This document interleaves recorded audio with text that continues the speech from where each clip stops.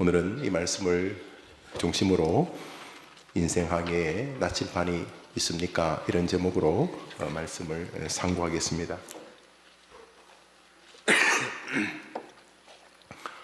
인류가 발명한 위대한 도구들이 많습니다만 그 중에 하나가 나침반입니다. 나침반은 사람들로 하여금 새로운 세계를 탐험할 수 있는 용기를 주었고, 출발했던 곳에서 모든 항해를 마치고 다시 출발했던 곳으로 돌아올 수 있는 힘을 제공해 주었습니다. 나침반은 신대륙을 발견하게 하였고, 어디를 가든지 자기가 어디에 있는지 그리고 어디로 가야 하는지를 알게 해 주었습니다. 나침반은 바다에서도 산에서도 또 광활한 길에서도 가야 할 길을 알게 하는 큰 힘이었습니다. 그래서 나침반이 있는 항해를 하는 배와 나침반이 없는 배는 참 위험하기 짝이 없습니다. 나침반이 없는 배는 움직일 수 있는 반경이 늘 제한적이었지만, 나침반의 발명 이후로 보다 더 넓은 그리고 멀리 그리고 새로운 세계를 개척할 수 있었기 때문입니다. 그런 것처럼 인생 항해에도 나침반이 반드시 필요합니다. 하나님께서는 우리 모든 인생들에게 기본적으로 나침반을 주셨습니다. 그래서 나침반이 없이 잘 살 수 있다는 것은 세상은 참 말이 안 되는 논리들이 많지만 그 중에 하나가 되는 것입니다. 나침반이 없이 항해를 한다는 것은 참 위험하기 짝이 없는 것입니다. 나침반이 발명되기 전에 사람들은 별을 보고 살았습니다만, 밤에 별을 늘 발견할 수 있는 것도 아니었을 뿐만 아니라 별을 보고 길을 찾는 데는 한계나 한계를 가지고 있었기 때문에 나침반이 발명되기 전까지 많은 사람들이 항해를 하고 돌아오지 못했던 것을 우리가 볼 수가 있습니다. 그러므로 참된 나침반이 얼마나 인생에 중요한가 하는 것을 알 수 있습니다. 성경도 나침반 사상을 인정합니다. 먼저 인간에게 주신 출발의 나침반은 놀랍게도 부모입니다. 원튼 원치 않든 여기 있는 모든 사람의 공통점은 부모가 있었다는 사실입니다. 부모 없이 여러분이 스스로 존재할 수가 없기 때문입니다.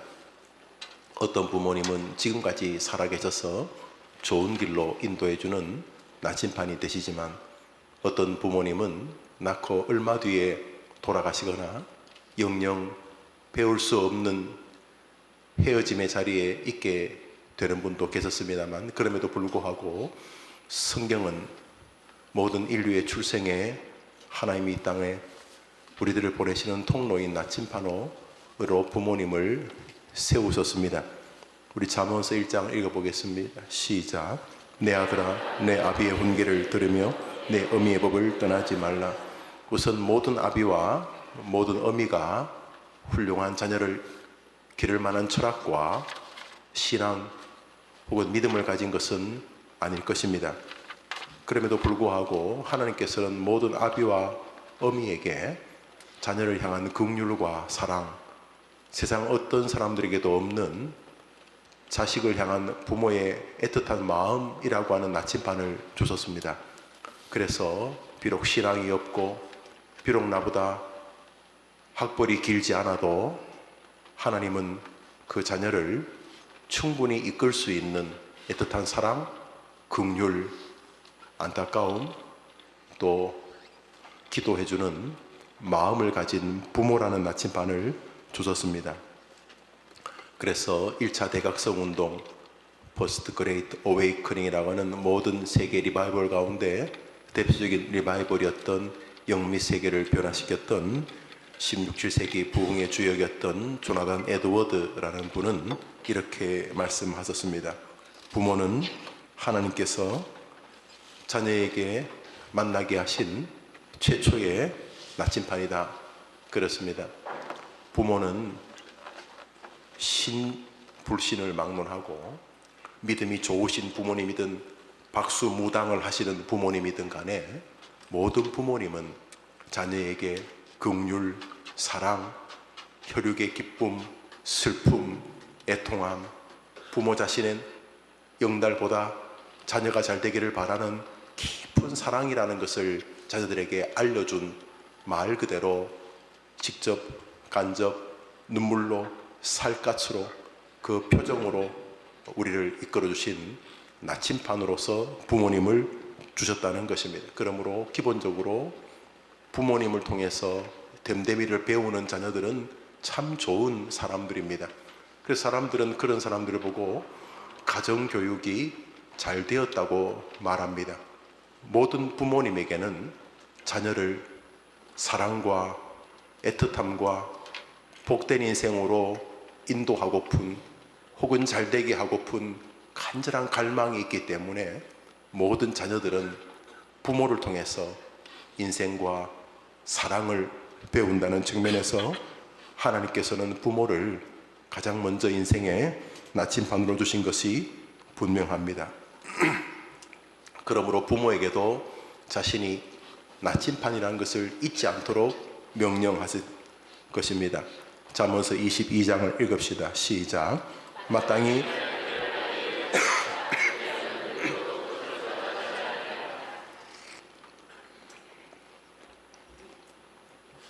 율곡 2는 자녀는 부모의 말이 아니라 부모의 뒷모습을 통해 배운다. 부모의 삶을 통해 배운다고 말했습니다. 다른 사람을 속여도 자식을 속이는 것은 거의 불가능하기 때문입니다. 그래서 자식들 보는 데서 하나님을, 사람을 대하는 것을 끊임없이 주의하게 되는 것입니다. 자녀를 통한 자신의 나침반됨의 사명 때문입니다. 백문이 불여일견입니다. 그러므로 하나님께서는 모든 부모를 우리 자녀들의 인생의 나침반으로 주셨듯이 부모가 될 내가 나의 하나님이 맡기신 자녀에게 나침반이라는 사실을 결코 잊어서는 안 되는 것입니다. 현용수라고 하는 교수님이 계십니다. 목사님이시고 이분이 한국 사람이지만 그렇게 박사학위를 잘 안 준다는 이스라엘 히브리 대학에서 박사학위를 받으신 분이십니다. 아주 이분이 탁월하게 히브리 정신을 우리 한국 사람들에게 많이 가르쳐 주신 분이신데, 이분이 히브리 교육에 두 가지 정신이 있는데 하나는 성경에 대한 존경심이고 두 번째로는 부모에 대한 존경심이라고 말했습니다. 그러면서 이스라엘 교육의 밑바닥에 흐르는 뿌리는 부모 공경, 부모 존경이라고 말했습니다.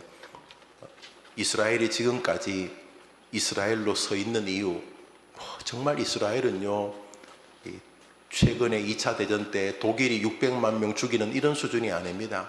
정말 역사적으로 무슨 이유에서인지 주이시, 이 유대인들은 정말 많이 핍박을 받았습니다.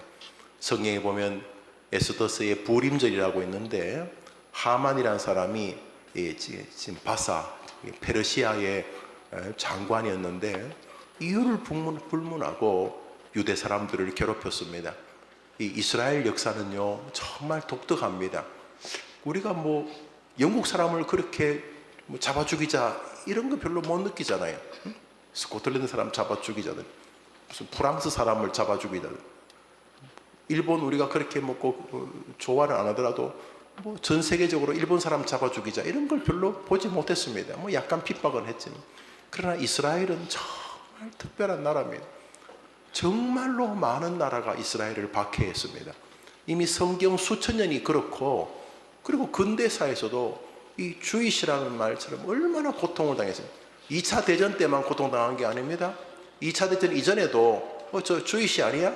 저 노랭이들 아니야? 저 이스라엘 사람들 아니야? 그래서 이스라엘 사람들은 정말 많이 핍박을 받았습니다.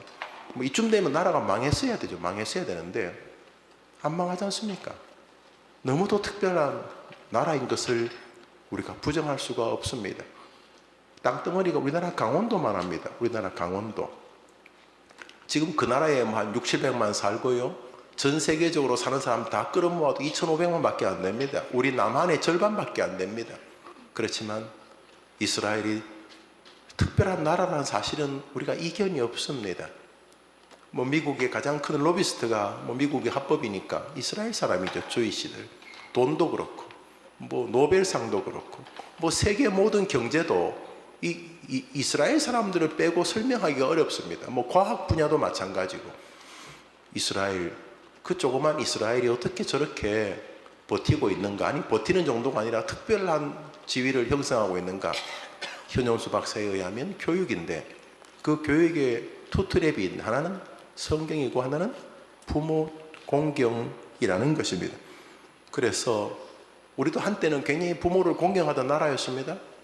지금 이렇게 88 올림픽 전후부터 시작해서 한 4, 50년밖에 안 되었습니다.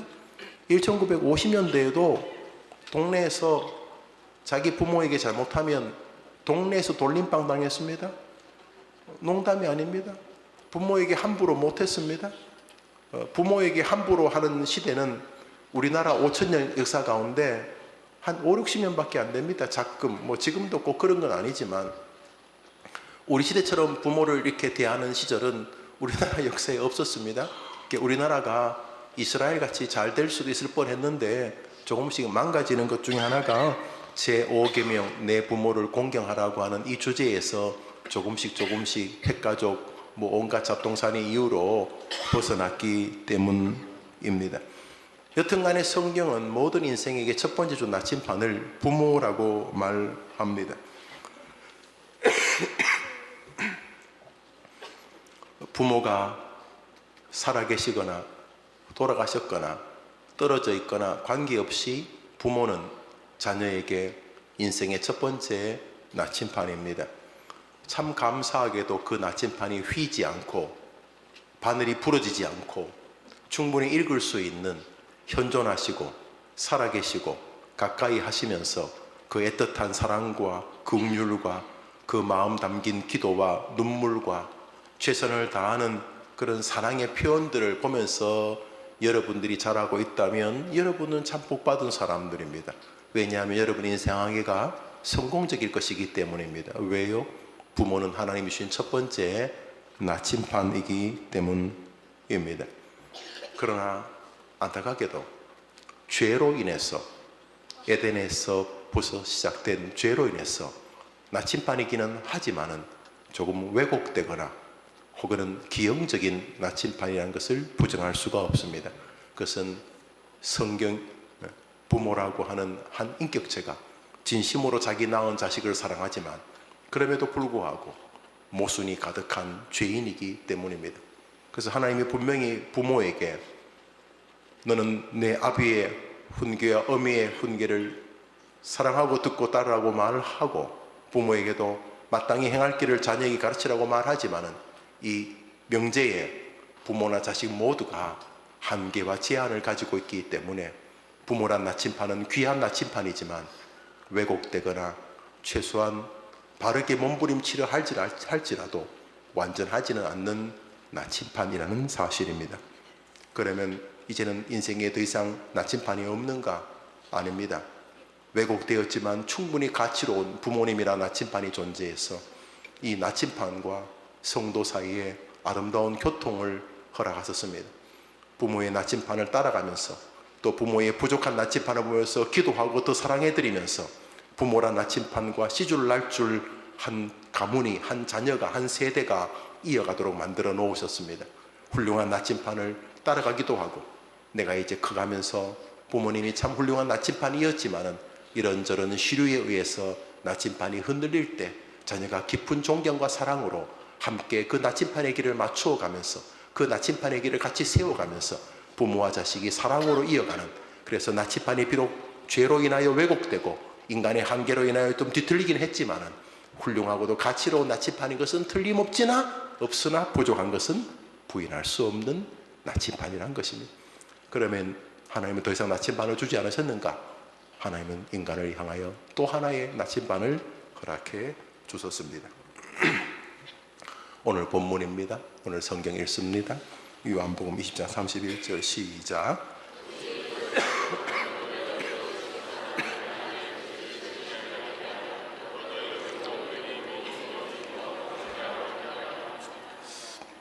오직 이것을 기록하면 이제 먼저는 이제 성경 요한복음일 것이고, 넓게는 신약 성경이고, 넓게는 성경 전체를 말하겠죠. 성경 전체가 같은 의미를 가지고 같은 주제를 말한다는 측면에서 우리는 요한복음 20장 이 성경을 기록한 이유를 이렇게 읽을 수 있습니다. 이 성경을 기록한 이유는 너희로 예수 그리스도 그분이 하나님의 아들 그리스도 메시아 기름 부음 받은 너의 구원자라는 사실을 알게 하기 위함이요. 첫 번째로 우리 영적인 세계, 이 사실 이게 예수님을 구주로 믿는 건 영적인 것만 해당되는 건 아니죠. 육체적인 모든 문제에서도, 심지어 암 말기에서도 예수를 구주로 믿음으로 인하여 그 투병의 세계에서도 승리하거나 멋지게 이겨내게 되는 거죠. 그 죽음 앞에서도 좌절하지 않고, 심지어 죽음조차도 네가 나를 어떻게 하겠느냐, 사망아 너의 쏘는 것이 무엇이냐 하며 담대하게 외칠 수 있다는 측면에서 이 영적인 은혜가 사실 모든 것을 다 포괄하고 있는 것은 사실입니다. 여튼간에 이 말씀을 기록한 이유는 너희로 하여금 그리스도 메시아가 너희의 구주라는 사실을 알게 하기 위함이고, 또 너희로 이 기록된 말씀을 믿고 그 말씀 안에 기록된 예수 그리스도를 힘입어 생명을, 이 생명은 구원 얻는 영원한 생명뿐만 아니라 우리 하루하루 삶을 살아가는 우리의 구원의 모든 여정을 다 말하는 거죠.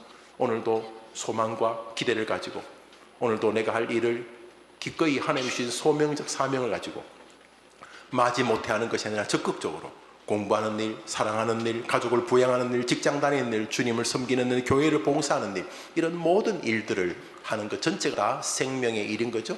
이런 생명의 일을 하기 위함이다. 무엇을 가지고? 이 성경을 기록한 이유가 너희들에게 이루어지는 방식을 통해서. 그래서 결국 말하고자 하는 것은 이것입니다. 한번 더 합시다. 부모가 나에게 나침반이다. 성경이 나에게 나침반이다. 성경은 이 말씀을 기록한 이유가 너희들로 하여금 가야 될 길, 영적인 길, 인간적인 길, 정신적인 길, 정서적인 길, 감정적인 길, 육체적인 길, 너희가 가야 할 길을 알게 하기 위함이다. 이렇게 말했으니까 하나님께서는 부모 그리고 성경을 우리 인생에 나침반으로 주셨다고 말하고 있는 것을 알 수가 있습니다. 디모데후서를 읽읍시다. 시작. 또 어려서부터 성경을 알았나. 성경은 능히 너희로 하여금 그리스도 예수 안에 있는 믿음으로 말미암아 긍휼에 이르는 지혜가 있게 하느니라. 모든 성경은 하나님의 감동으로 된 것으로 교훈과 책망과 바르게 함과 의로 교육하기 유익하니 이는 하나님의 사람으로 온전하게 하며 모든 선한 일을 뭘 가지고요? 뭘 가지고요? 성경을 가지고 이 땅을 저렇게 승리하는 인생으로 살아가도록 하나님이 허락하셨다는 것입니다. 이 성경은 너희로 하여금 교훈과 책망과 바른게 함과 의로 교육하기에 유익하고 사람으로 하나님 백성답게 온전하게 하며 모든 일들을 선하게 행할 능력자가 되게 하는 가르침을 주는 인생의 나침반이기에 너희에게 성경을 하나님이 주셨다. 이렇게 말하고 있는 것입니다. 여러분의 가는 길이 어디로 갈지 모릅니다. 항해 가다가 타이타닉호처럼 얼음에 옆이 다 찢어져 가지고 수천 명이 죽을지, 아니면 무사히 성공적인 항해를 할지 우리가 잘 모릅니다. 중요한 것은 나침반입니다. 우리가 가야 될 길에 그 나침반이 길을 비추어 줘야 된다는 것입니다. 할렐루야. 그러니까 성경을 읽지 않는 것은 하나님을 사실은 굉장히 모독하는 것입니다. 하나님이 성경을 통해 우리의 길을 인도하시겠다고 말씀하셨는데 성경을 안 읽는 것은 세상을 믿는 거잖아요. 내 지식, 다른 사람이 살았던 경험, 많은 사람이 가는 길, 그러면 나도 그 많은 사람이 가는 길에서 떨어질까봐, 그 대오에서 낙오할까봐 버들버들 떠는데 많은 사람이 가는 길이 정말 진실이냐 이 말입니다. 정말 그 사람들이 가는 길이 진실인가? 군중시민들이 움직여서 가는 그 길이 정말 진실인가? 여기 행복이 있다고 말해 진짜 그게 행복인가? 우리 하나님께서 아니라고 말합니다. 하나님은 우리가 가야 될 길을 나침반으로 인도하신다고 약속하셨습니다. 첫 번째로 부모입니다. 부모가 공부를 못해도 부모의 사랑, 부모의 긍휼, 부모의 마음이 여러분 인생에 잘 착상되었다면 부모님 때문에 여러분은 멋진 길을 가시게 될 것입니다. 정말입니다. 그런 사람들을 가정교육이 잘 됐다고 말한다는 말 제가 여러분 하지 않습니까? 가정교육이 뭡니까? 부모의 올바른 가르침을 그 자녀가 따라가는 것입니다. 어렵게 이미 소천하셨습니다만 어떤 안수 집사님 집에 가니 자녀들이 그렇게 말하더라고요. 자녀들도 다 이렇게 장성하고 사회에서 자기 자리를 잘 살아가는 친구들인데 그 30, 40이 된 자녀들이 그 나이 많은 아버님하고 있으면서 저희 아버님은 가정에서 다른 사람 이야기 할 때 아주 엄하게 말씀하셨습니다. 식탁에서 뭐 누가 어떻고 저떻고 다른 사람 이야기하는 것을 그 아버님도 굉장히 우리나라 말하면 좋은 학교를 나오신 분인데 숟가락을 딱 놓으시고 잘못한 것이라고 늘 말씀하셔서 저희들은 어릴 때부터 다른 사람을 평가하는 이야기를 가정에서 하지 않았습니다. 저도 지금 그렇게 살아갑니다.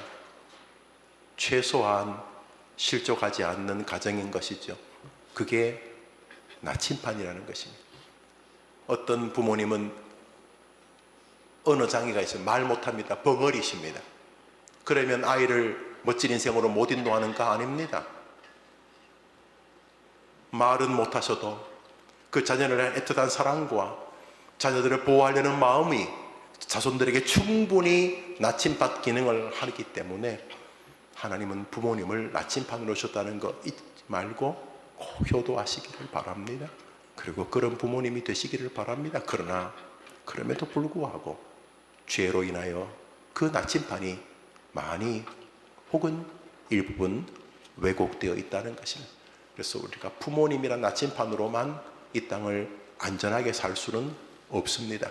그래서 하나님 주신 우리의 또 하나의 나침반이 바로 성경이라고 여러분에게 지금 말씀을 드리고 있는 것입니다. 한번 따라합시다. 오직 말씀. 저게 왜 종교개혁이냐 하면 저것만이 길이란 사실을 그들에게 하나님이 깨닫게 해주셨기 때문입니다. 솔라, 오직, 스크립투라, 라틴어인데요. 성경, 오직 성경. 오직이란 말이 뭡니까? 그것이 가장 완벽한 나침판이란 뜻 아닙니까? 성경 말씀 시편을 읽습니다. 시작. 주의 여기 참 복이 있습니다. 정말로 멋진 항해를 할 수 있는 나침판이 있습니다. 주의 말씀이 여러분의 앞길을 성공적인 인생으로 인도하실 줄 믿으시기를 바랍니다. 부디 나침판을 보는 일을 소홀히 하지 마십시오. 아예 저는 감이 있어요. 아무리 그래도 저는 감이 있어요. 감으로 항해하지 마십시오. 저는요 재수가 좋아요. 운이 좋아요. 그런 말 같지 않은 소리 하지 마시고 하나님 주신 나침판 성경을 늘 보시면서 그 나침판을 따라가고 있는지 동쪽 서쪽 사이를 잘 가고 있는지 15도 각도 30도 각도로 잘 가고 있는지 방향이 올바른지 날마다 나침판 하나님의 말씀을 따라 인생을 걸어가는 우리 젊은이들과 성도들 되기를 축복합니다. 마태복음 5장입니다. 시작.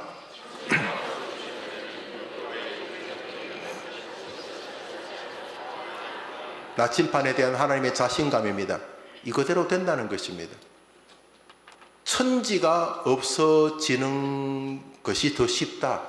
내 말이 틀리는 것보다 내 창세기, 너희들이 시도치 않게 보는 시편, 너희들이 우습게 보는 요한계시록의 한 구절, 한 단어가 그대로 안 되는 게 천지가 없어지는 것보다 더 어렵다. 이 말은 천지가 100만 번 없어져도 하나님의 말씀은 그대로 진행된다는 것입니다. 얼마나 멋진 말입니까? 말씀이 여러분을 날마다 감격스럽게 인도할 수 있게 되기를 바랍니다.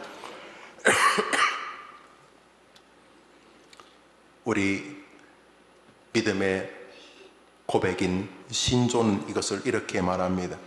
웨스트민스터 신앙고백 1조 4항입니다. 읽읍시다. 시작. 성경에는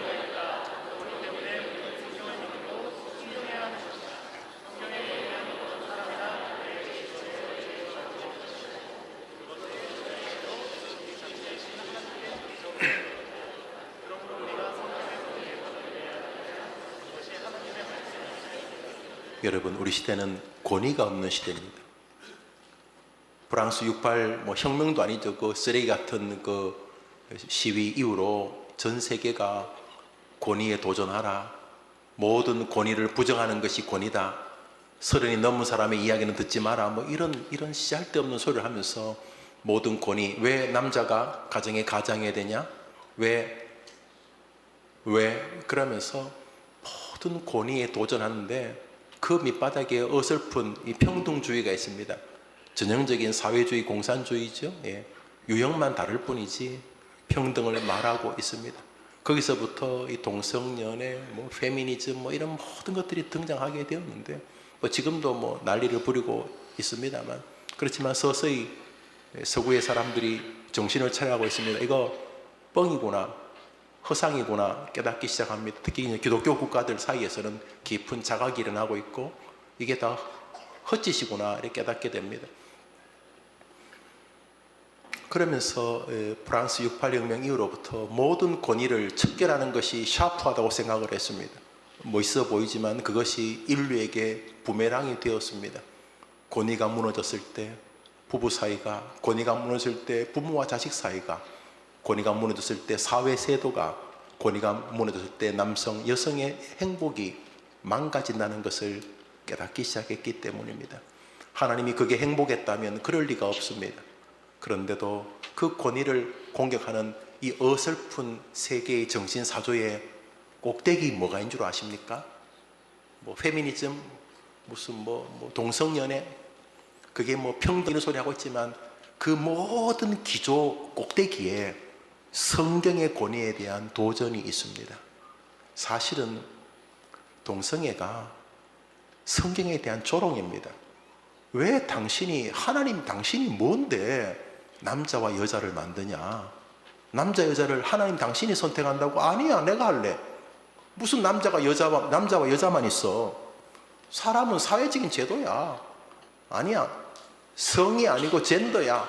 나는 내가 여자 될래, 내가 남자 될래. 왜 하나님 당신 마음대로 하는데 결혼을 뭐 한 남자와 여자가 결혼한다고?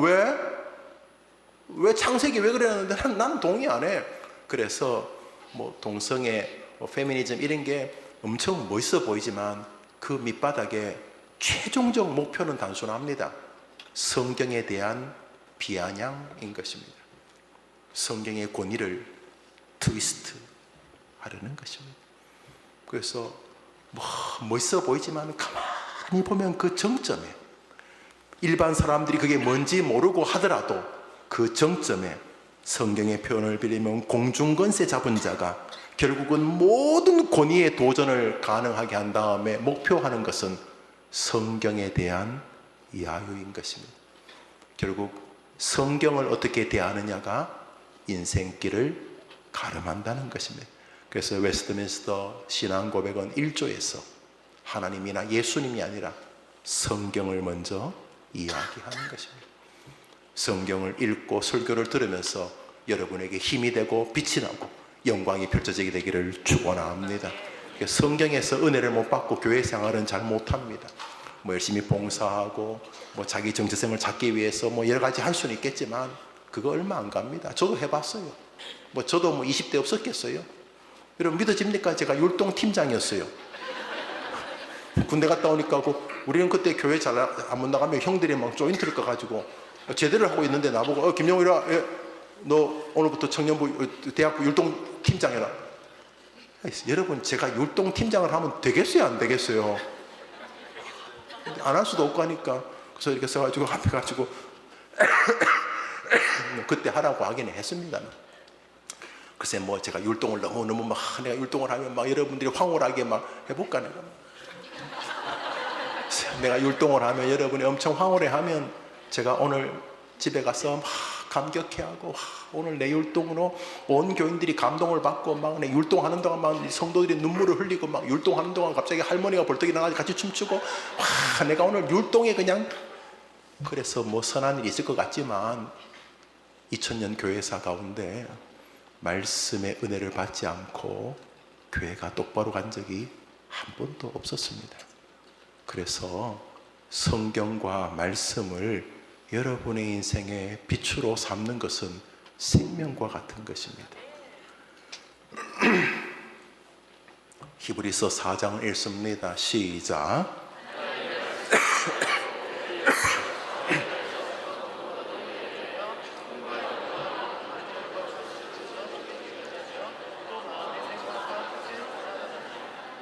무슨 말이냐면 하나님 말씀은 우리가 잘못 가는 길을 정리해 준다는 것입니다.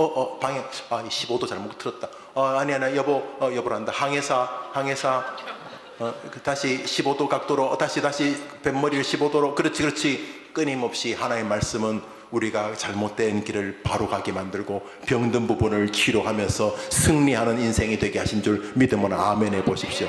그렇다는 것입니다. 하나님의 말씀은 우리를 건강하고 행복한 길로 인도하신다는 것입니다.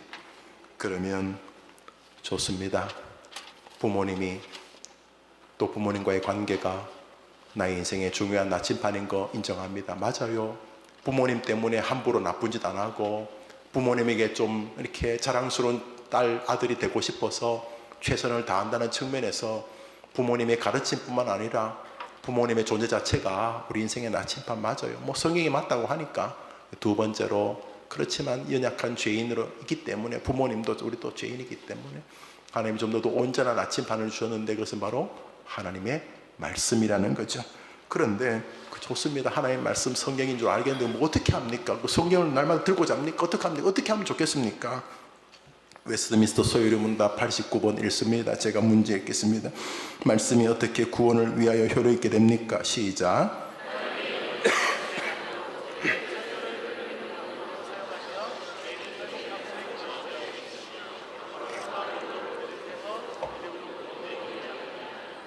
하나님의 영이 특별히 뭐죠? 말씀에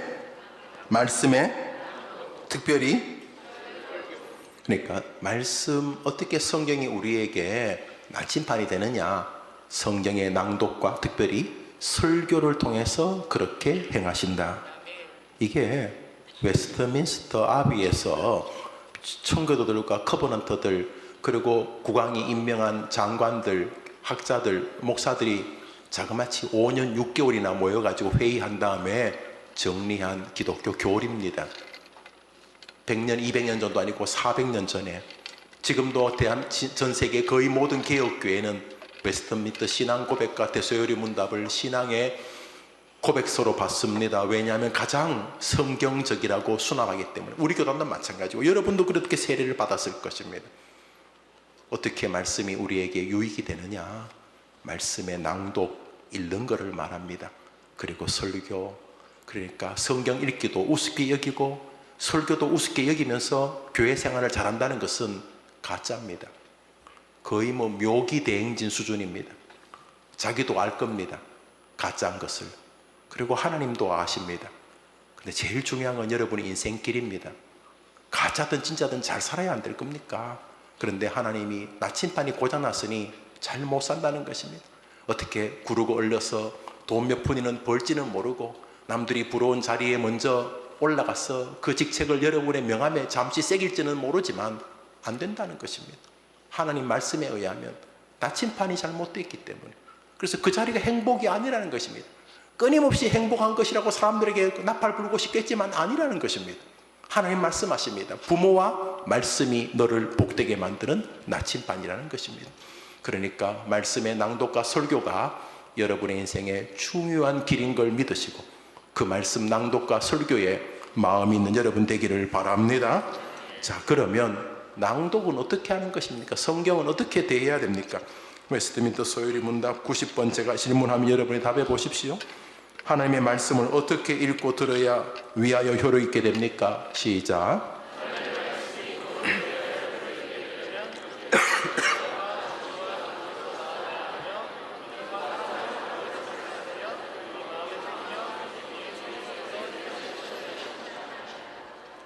우리 젊은이 예배에는 내가 교리를 자주 말씀을 드리죠. 그것도 반복해서 교리의 가장 탁월한 방법은 반복할 수 있는 진리를 정리해 둔 것입니다. 그러니까 여러분이 귀에 딱지가 아니라 마음에 딱지가 앉아야 됩니다. 자, 저기 보면 약 8가지의 방식이 있습니다. 한번 답시다. 하나님의 말씀이 나침반이 되기 위해서는 부지런하게 준비하는 마음으로 기도의 자세로 말씀에 대한 온전한 믿음과 나를 사랑하시고 내가 사랑하는 사랑의 마음과 온전히 순종하여 받아들이려는 마음과 그 말씀을 스치지 않고 마음에 새기려는 마음과 그 말씀을 실천하는 자세로 들어야 한다. 읽어야 한다. 신조가 성경을 읽어 제끼면 안 되고 성경과 설교를 듣는 방법을 말해두었습니다. 몇 가지 말했다고요? 첫 번째가 뭐예요?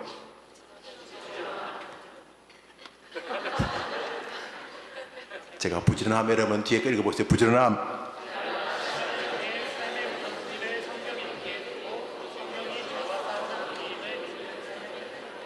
2번 준비.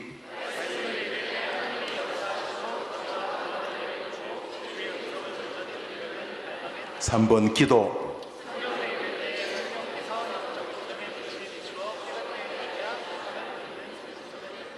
기도 안 내리죠. 4번째 믿음.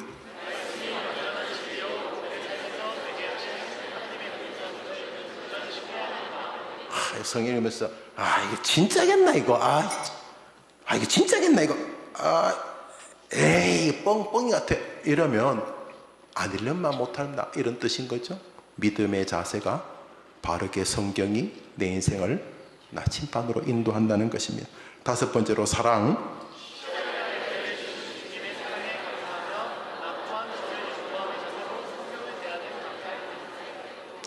하나님이 말씀을 통해 나를 사랑하시는구나. 이 말씀 주신 것 자체가 나를 사랑하시는 것이구나. 나도 주님을 사랑해야지. 이런 자세로 성경을 읽어야 한다는 것입니다. 우리의 선배들이 7번째, 7번째, 6번째 마음 받아들임.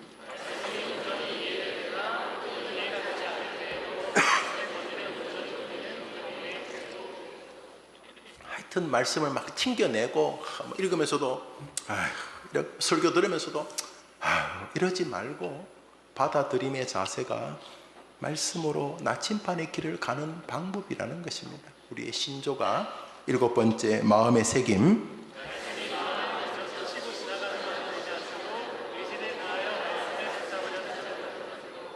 정말 이런 태도가 너무 중요합니다. 그래서 기독교인들은 성경을 대하는 태도에서 이미 불신자들과 전혀 다른 사람입니다. 소설 읽듯이 읽지 않습니다. 기독교인들은 성경을 대하면서 자기의 흥망성쇠가 여기 있다고 믿기 때문에 집중합니다. 그래서 부지런히 준비, 기도, 믿음, 사랑, 받아들인 마음에 새기는 자세를 읽습니다. 마지막 실천입니다. 실천.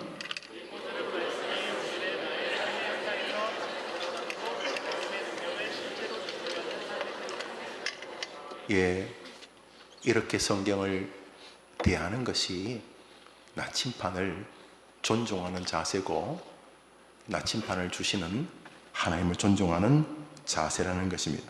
자, 이렇게 성경을 읽는 것을 묵상이라고 부르고 이런 자세로 설교를 듣는 것을 묵상의 태도를 가진 청중이라고 부르는 것이죠. 그래서 설교는 목사만 하는 게 아니에요. 목사도 이렇게 설교를 준비하고 회중도 이런 마음으로 설교를 대하는 것이죠. 그때 이곳에서 역사가 일어나게 되는 것이죠. 마지막입니다. 이렇게 나침반을 대하면 어떤 일이 벌어지는가? 이것을 묵상이라고 하죠. 준비, 부지런히 준비, 기도, 믿음, 사랑, 받아들임, 마음의 새김, 실천 이런 태도를 가지고 성경을 대하고 말씀을 대하면서 직장 다니고 공부하고 가정을 꾸리고 아이를 키우고 늙어가고 투병하고 이런 동안 하나님께서 우리에게 복을 주신다는 거죠. 나침반을 따라가기 때문에. 우리 성경 마지막 구절 읽읍시다. 시편 1편입니다. 시작.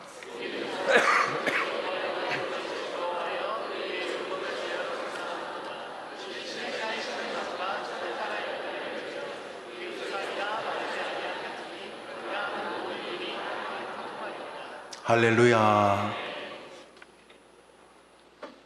복에 대해서 우리 젊은이들 냉소적이면 안 됩니다. 목사님 아직도 젊으시네요. 아직도 행복 타령하고 계십니까? 그 젊을 때 하던 거예요. 아닙니다. 성경은 행복한 인생이 있다고 확정합니다. 반드시 그런 인생이 있습니다. 행복한 인생은 어떤 인생인가? 여호와의 이 말씀을 즐거워하여, 왜요? 나침반이니까. 이것 따라가면 보물 묻혀있는 땅을 이것 따라가면 행복의 세계를 갈 것이기 때문에, 그래서 복 있는 사람은 이 말씀을 주야로 묵상하는 사람이다. 이것이 내 나침반이기 때문에 그 사람은 어느덧 자기 인생에 열매가 생기고 풍성해지고, 주변 사람들은 인생 가물어서 가정에 가물고, 자식 키우며 가물고, 정서적으로 가물고, 늙어가는 게 가물고, 질병이 가물고, 주변 사람들은 다 인생이 가물다고 말할 때에 그는 시냇가에 심은 나무처럼 살게 될 것이다. 여러분이 그 주역이 되기를 축복합니다. 여기 있는 20대, 30대, 40대 우리 청년들이 70대, 80대, 90대가 되었을 때, 그때 하늘에 가신 김용우 목사님이 나에게 했던 그 말씀이 진실이었다. 나는 그 이후로부터 성경을 가까이 하며 살았고, 밥을 안 먹더라도 성경 읽는 것을 멈추지 않았다. 나는 우리 교회에서 다른 건 못해도 설교 듣는 태도만큼은 우리 교회에서 내가 최고였을 것이다. 그랬더니 하나님이 나를 시냇가에 심은 나무처럼 시절을 따라 열매를 맺게 해 주셨다. 나의 30대도 열매가 풍성했고, 나의 50대도, 나의 90대에도 하나님이 내게 열매를 베풀어 주셨다. 여러분이 증인되기를 축원합니다. 여러분에게는 나침반이 있습니까? 우리 기도하겠습니다. 하나님 아버지, 하나님께서 부모라고 하는 나침반을 주셔서 자녀들로 하여금 헌신이 무엇인지, 사랑이 무엇인지, 사랑하지만 가지고 있는 한계의 아픔이 무엇인지를 보게 하셨고, 그래서 사랑하고 배우고 따르고 흠모하고 존경하게 하셔 우리를 멋진 한 생애로 살도록 인도해 주셨습니다. 부모님이라고 하는 나침반을 기억하고 어느덧 부모가 되어가는 내가 우리 아들, 딸, 손자, 손녀에게 나침반인지를 기억하며 살아가는 나침반들로 가득한 우리 해림 공동체가 되게 해 주시옵소서. 특별히 하나님, 그럼에도 불구하고 나침반인 부모가 여전히 죄인이기 때문에 때로는 앞말과 뒷말이 다르고 아침과 저녁이 다르고 인간의 한계로 인하여 모순이 많이 발생하는 것도 아십니다. 하나님, 우리를 긍휼히 여기셔서 참으로 부족함이 없는 완전한 나침반 하나님의 말씀과 설교를 주셨으니 우리 해림의 모든 성도들, 특별히 젊은이들이 주의 말씀이라고 하는 나침반을 따라서 세상 사람들과 구별되게 한 생애를 걸어가도록 도와주시옵소서. 날마다 부지런한 마음으로 말씀을, 은혜를 사모하는 준비의 마음과 기도와 말씀에 대한 전적인 신뢰의 믿음과 말씀 안에 담긴 하나님의 사랑과 그 하나님을 향한 사랑의 태도를 가지고 주시는 말씀을 받아들이고 마음에 새기고 실천하려고 하는 끊임없는 노력 속에서 말씀과 설교를 대하는 동안 어느덧 자기의 삶의 시절을 따라 10대, 20대, 30대, 40대, 50대, 70대, 90 인생을 살아가는 시절을 따라 하나님이 주신 열매가 맺혀지는 것을 목도하는 우리 젊은이들과 우리 성도들이 다 되게 하여 주시옵소서. 예수님 이름으로 기도합니다. 아멘. 축도합시다. 구주 예수님 은혜와 하나님 사랑과 성령님의 교통하심이 예배하는 주의 백성들 위해 영원토록 함께 있을지어다. 아멘.